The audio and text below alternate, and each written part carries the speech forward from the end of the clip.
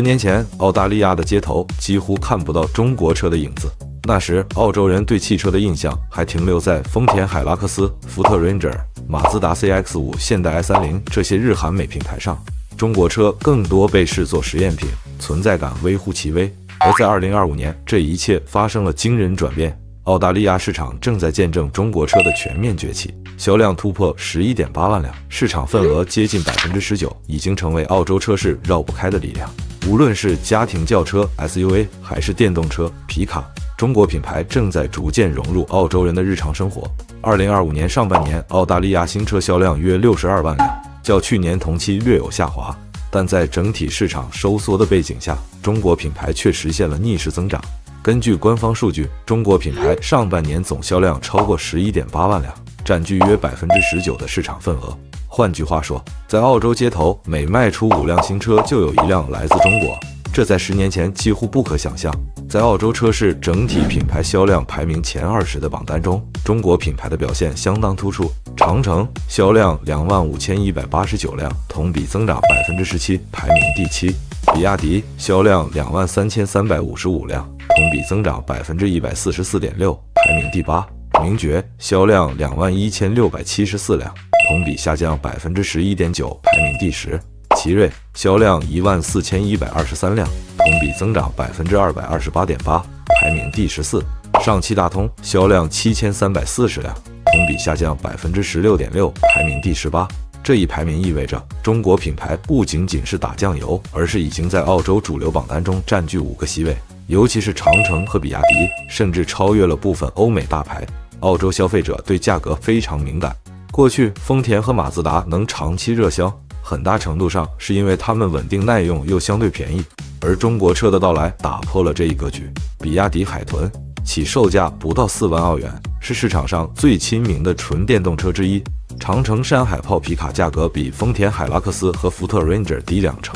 奇瑞欧盟达5的售价明显低于同级日韩 SUV， 价格优势为中国车赢得了第一波用户的关注。澳洲人一旦坐进中国车，往往会感叹配置丰富，大屏、智能语音、全景影像、主动安全辅助，这些功能在日韩品牌往往需要加价升级，而在中国车上几乎是标配。这种物超所值的体验让消费者逐渐从试探变为认可。澳大利亚在2020年前电动车普及率极低，但2023年后，随着充电基础设施完善与政府补贴政策推动，电动车销量迎来爆发。比亚迪正好踩中这一风口。2025年上半年，比亚迪在澳洲销量暴涨144.6%，海豚、海豹、海狮07成了街头常见的一币。与特斯拉相比，比亚迪价格更亲民，车型更丰富，这让比亚迪几乎一跃成为澳洲新能源市场的领军品牌。早期澳洲人对中国车有疑虑，觉得便宜没好货，但随着销量增加，越来越多消费者分享自己的用车体验。比亚迪开了半年，充电比加油省太多。长城山海炮拉货一点不比海拉克斯差。奇瑞欧盟达5外观年轻，开出去不输现代。当口碑传播开来，中国车逐渐打破偏见，成为一种实用聪明的选择。澳大利亚是皮卡天堂，丰田海拉克斯和福特 Ranger 常年霸榜，但长城 Canon 以更低价格和丰富配置，硬生生抢下了一块蛋糕。在乡村和中小企业用户中，长城的皮卡被认为是划算的工作伙伴。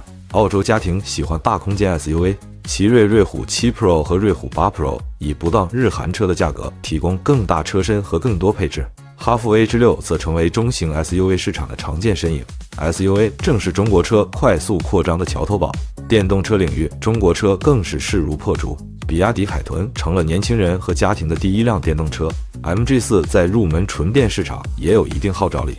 比亚迪海豹与特斯拉 Model 3的竞争成为话题焦点。虽然销量下降，但上汽大通的 Deliver 9轻客与 T60 皮卡依旧是中小企业常见选择。他们凭借空间大、实用性强，维持了商用市场份额。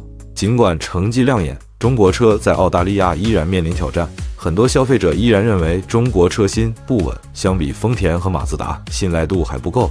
虽然比亚迪、奇瑞等品牌加速扩张经销商，但覆盖范围和服务质量仍有待提升。日韩品牌不会坐以待毙，丰田、现代已计划在澳洲推出更多电动车，直接狙击中国品牌。澳洲政府对新能源的补贴政策和进口车税收存在调整风险，这对外资车企是潜在变量。按照当前增速，中国品牌在2至3年内有望突破1/4的市场份额，成为澳洲第2大汽车来源国。有传闻称，部分车企考虑在澳大利亚设立 KD 工厂或装配线，一旦落地，将极大提升品牌影响力。比亚迪的成功已经证明，电动车是中国车在澳洲的最佳突破口。随着更多车型到来，中国车将继续巩固在新能源领域的优势。未来几年，中国车需要的不仅是销量，还要在消费者心智中建立可靠、值得信赖的长期形象。2025年，中国汽车在澳大利亚的现状已经不是试水，而是落地生根。他们从最初的边缘角色，逐渐成为市场主流的一部分。从长城到比亚迪，从奇瑞到 MG， 中国车正用销量和口碑证明，这是一个不可逆的趋势。未来，当越来越多澳洲人习惯开着比亚迪电动车上下班，或用长城皮卡拉货，中国车的故事将不再是新闻，而是日常。而这正是中国制造在全球市场真正被认可的象征。感谢收看本期视频，欢迎点赞、关注、评论不迷路，咱们下期见。